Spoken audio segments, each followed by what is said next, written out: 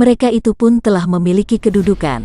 Hanya karena mereka sudah biasa menyiksa tawanan, untuk memaksa mereka mengaku, maka terhadap acoan mereka pun bersikap kasar, untuk memaksa tukang warung itu mengaku. Kini, menghadapi anak itu, sikap mereka lain. Bocah lancang, jangan main-main kau, kata si tinggi besar muka hitam, kami tidak mau salah tangkap, coba katakan, siapa marga ayahmu? Ayah marga Cheng, dan dialah satu-satunya pangeran di sini. Kalian ini orang-orang kejam, mau apakah mencari ayahku? Dua orang itu girang bukan main, hahaha, bagus sekali, kami akan menangkap ayahmu. Yang memberontak, sungguh si tinggi besar muka hitam ini, tiada bedanya dengan temannya, ceroboh dan menganggap rendah kepada Pangeran Cheng Han Ho. Sebetulnya tugas mereka hanya menyelidiki saja. Apakah benar Cheng Han Ho tinggal di dusun itu? Sama sekali tidak bertugas untuk menangkap keluarga itu, karena yang memerintah mereka cukup mengetahui betapa lihainya Pangeran Cheng Han Ho dan istrinya. Akan tetapi, mereka berdua ini adalah orang-orang yang biasa ditakuti orang, dan sudah terlalu percaya kepada diri sendiri, maka mereka berpikir bahwa kalau mereka dapat menangkap pemberontak itu, tentu mereka akan berjasa besar dan selain naik pangkat tentu akan menerima hadiah banyak. Sementara itu, mendengar bahwa ayahnya dituduh pemberontak dan hendak ditangkap, Tianxin yang berusia 10 tahun itu menjadi marah. Ayah bukan pemberontak, kalian bohong dan jahat. Dia lalu menerjang ke depan, memukul kakek tinggi besar, bermuka hitam itu, di antara anak-anak sebaya. Agaknya Tianxin tentu merupakan anak paling kuat dan sukar dicari bandingannya. Bahkan menghadapi orang dewasa pada umumnya saja agaknya dia masih akan menang. Akan tetapi yang diserangnya itu adalah seorang perwira tinggi, yang sudah memiliki kepandaian tinggi dan tenaga besar. Maka betapapun cepat dan kuat serangannya itu, si tinggi besar yang sudah siap dan tidak memandang rendah anak itu, telah menyambutnya dengan sambaran tangan untuk menangkapnya. Plak, lengan tangan Tianxin yang kecil tertangkap oleh tangan berjari panjang dan besar-besar itu. Namun, dengan kecepatan luar biasa, Tianxin menggunakan sebelah tangan lagi memukul ke arah sambungan siku dari tangan yang memegangnya. Cepat sekali pukulan ini, dan si tinggi besar berteriak kaget. Tangannya kesemutan karena yang terkena pukulan adalah tepat di sambungan siku bawah dan tentu saja pegangannya terlepas. Ketika anak itu menarik lengannya dan membuat gerakan memutar ke belakang, bocah setan, si tinggi besar muka hitam berseru marah bukan main, dan sambil mengembangkan kedua lengannya yang besar dan panjang itu, dia menubruk ke arah Tianxin dengan cepat. Dan tetapi betapa terkejutnya ketika tubrukannya itu luput, mengenai tempat kosong, karena anak itu telah menggeser ke tempat lain secara cepat dan aneh sekali. Dia menubruk lagi, lebih cepat, akan tetapi kembali tubrukannya luput dan anak itu telah berhasil mengelak dengan baiknya. Dengan kemarahan makin meluap dan rasa penasaran yang membuat mukanya menjadi semakin hitam, si tinggi besar itu menubruk dan menubruk lagi, seperti orang mengejar-ngejar ayam yang terlepas dan amat gesitnya. Namun anak itu sukar sekali ditangkap. Tubuhnya licin bagaikan belut dan kakinya bergerak-gerak aneh dengan langkah-langkah yang membuat tubuhnya menyelinap ke sana-sini dan semua tubrukan itu tidak mengenai sasaran.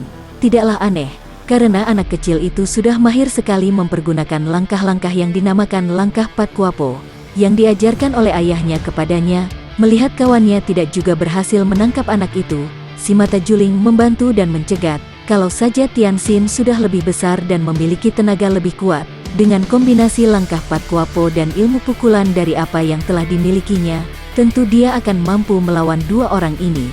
Akan tetapi, betapa baiknya langkah Pat Kuapo itu, kedua kakinya masih terlalu pendek untuk mengatur langkah-langkah dengan cukup sempurna untuk orang dewasa. Maka tentu saja langkah-langkahnya kurang lebar, dan kini dicegat oleh si mata juling. Akhirnya dia tertangkap, pundaknya dicengkeram dan dia diangkat ke atas oleh si mata juling. Hehehe, kau hendak lari kemana, anak pemberontak?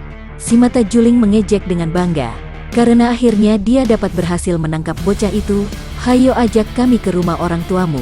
Biarpun dia telah ditangkap, dan cengkeraman pada pundaknya itu mendatangkan rasa nyeri, namun Tianxin menegangkan tubuhnya dan memandang dengan mata melotot, lalu membentak, aku tidak sudi. Bocah setan, apa kau sudah bosan hidup? Si mata juling mengancam dan memperkuat cengkeramannya. Siapa takut mampus? Tianxin juga membentak. Melihat ini, acoan, Pemilik warung itu cepat maju berlutut di depan si Mata Juling dan berkata dengan suara memohon, harap Jiwi tidak mengganggu dia. Kalau Jiwi ingin mengetahui rumah orang tuanya, biar saya yang mengantar. Paman Acoan, Tianxin membentak, akan tetapi si tinggi besar sudah menangkap lengan Acoan dan berkata dengan suara penuh ancaman, awas, kalau kau bohong, kupatahkan kedua lenganmu ini, dan dia mengerahkan sedikit tenaga, membuat pemilik warung itu meringis kesakitan karena lengannya seperti akan patah-patah rasanya. Baik, tidak bohong, tidak bohong. Dua orang kakek itu lalu keluar dari dalam warung. Si tinggi besar menyeret tubuh Acoan sambil memegang lengannya, sedangkan si Mata Juling angkat Tianxin di atas kepala sambil mencengkeram pundaknya seperti orang membawa seekor kucing saja.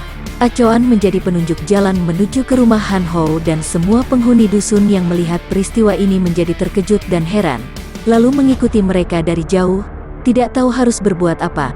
Ada beberapa orang di antara mereka yang setia kawan, hendak menyerbu untuk menolong Acoan dan Tianxin, akan tetapi ada pula yang mencegah niat ini melihat betapa pemilik warung dan anak itu sudah berada dalam kekuasaan dua orang kakek asing itu.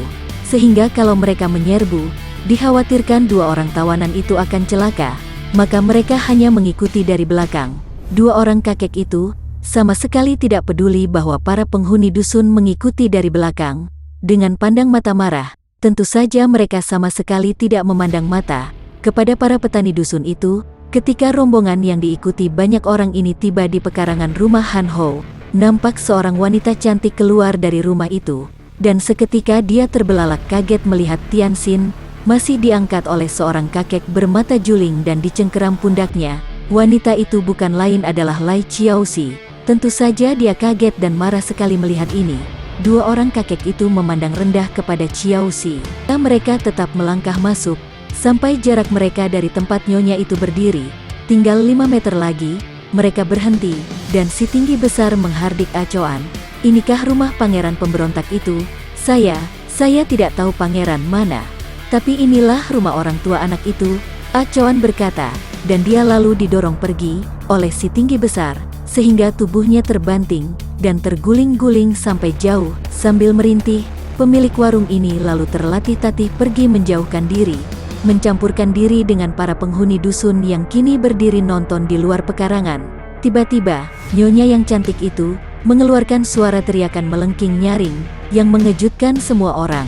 Dan tahu-tahu tubuhnya sudah mencelat ke atas, berjungkir balik beberapa kali, dan kini meluncur turun ke arah kepala si Mata Juling. Dengan kedua tangan membentuk cakar Garuda dan menyerang dengan dahsyatnya, bukan main. Kagetnya si Mata Juling melihat ini, dan cepat dia menggunakan tangan kanan untuk melindungi kepalanya.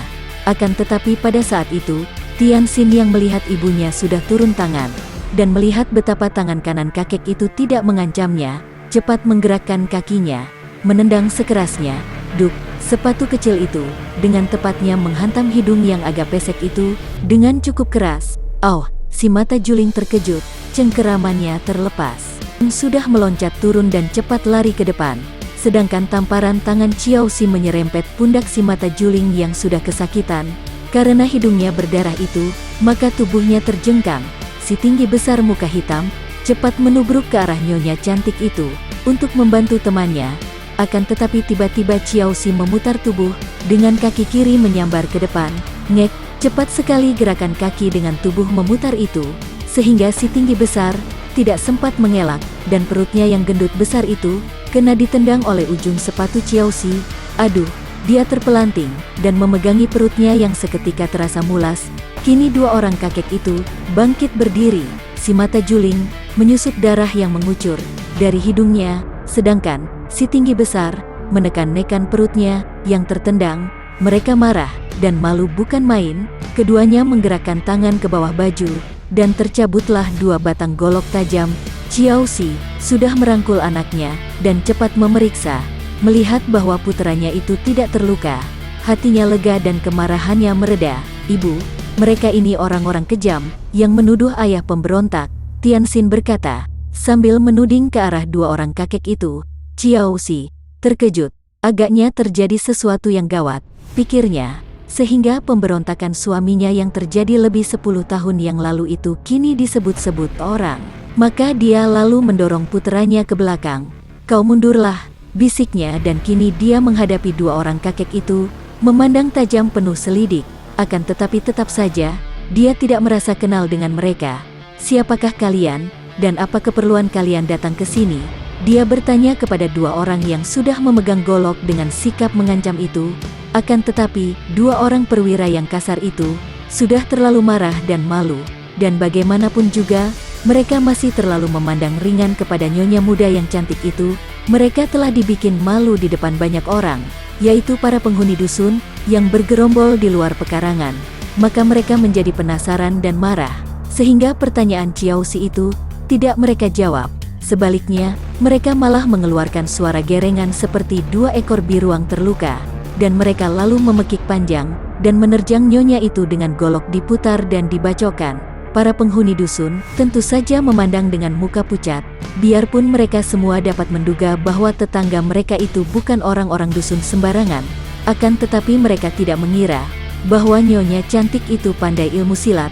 Tadi mereka melihat betapa nyonya itu dapat terbang seperti burung. Akan tetapi, kini melihat dua orang kakek galak itu menerjang dengan golok diputar seperti itu, mereka merasa ngeri dan mengkhawatirkan keselamatan wanita itu. Sementara itu melihat ibunya dikeroyok dan diancam, Tianxin cepat lari memanggil ayahnya, yang dia tahu berada di ladang. Para penghuni dusun yang tadinya khawatir, kini menjadi terbelalak kagum, melihat betapa nyonya cantik itu dengan mudahnya mengelak dari sambaran dua batang golok yang merupakan dua gulung sinar putih itu. Kemanapun golok membacok, selalu hanya mengenai angin belaka. Tubuh nyonya itu terlampau gesit dan ringan, sehingga gerakannya jauh lebih cepat daripada sambaran dua batang golok. Lai Ciaosi adalah cucu luar dan juga murid mendiang ketua Qin Lingpai. Dia telah mewarisi ilmu-ilmu dari Qin Lingpai yang hebat-hebat seperti San In Kun Hoat yang 8 jurus, Tai Ke Sin Kun yang penuh dengan jurus-jurus sakti yang halus sekali itu, bahkan telah menguasai ilmu silat pedang Siang Bok Kiam Sut, yang pernah mengangkat tinggi nama Qin Lingpai. Maka, menghadapi serangan dua orang kasar ini tentu saja terlalu ringan baginya. Dia membiarkan kedua orang lawannya itu menyerang sepuasnya, setelah mengelak dan berloncatan dengan cepat selama kurang lebih 30 jurus. Tiba-tiba dia mengeluarkan pekik dahsyat yang menggetarkan jantung kedua orang penyerangnya. Gerakannya luar biasa cepatnya, sehingga tidak kelihatan oleh para penonton. Bahkan dua orang itu sendiri tidak tahu apa yang telah terjadi. Akan tetapi, tiba-tiba tangan kanan mereka menjadi lumpuh. Golok di tangan itu terlepas, dan sambaran tangan halus menamparkan leher mereka, membuat mereka terpelanting dengan kepala pening dan mata berkunang-kunang. "Istriku, jangan bunuh orang!" Tiba-tiba terdengar suara mencegah, dan Ciaosi, yang sudah akan menyusulkan pukulan itu, meloncat ke belakang dan menengok. Kiranya Han Hou dan Tianxin telah berada di situ. Han Hou mengerutkan alisnya ketika dia memandang dua orang kakek yang juga tidak dikenalnya itu. Kemudian dia memandang kepada para penduduk dusun yang berkumpul di luar pekarangannya. Maka dihampirinya mereka, "Harap saudara sekalian kembali ke tempat kerja masing-masing. Tidak ada apa-apa di sini, hanya sedikit kesalahpahaman." Mereka semua amat menghormat Han Hou yang selalu bersikap ramah dan selalu siap menolong mereka. Maka setelah mereka menyatakan syukur bahwa keluarga itu tidak sampai celaka, semua penghuni itu meninggalkan tempat itu. Setelah semua orang pergi, Han Hou menghampiri dua orang yang masih pening dan masih duduk di atas tanah, tidak berani bangkit itu. Kini mereka berdua maklum bahwa sesungguhnya mereka bukanlah lawan wanita itu. Apalagi kini suaminya telah datang. Pantas saja mereka hanya disuruh menyelidik, dan pihak atasan telah mengerahkan pasukan untuk menangkap keluarga ini. Kiranya merupakan keluarga yang sakti. Jika Anda suka channel kami, silahkan subscribe. Terima kasih, sampai ketemu di episode berikutnya.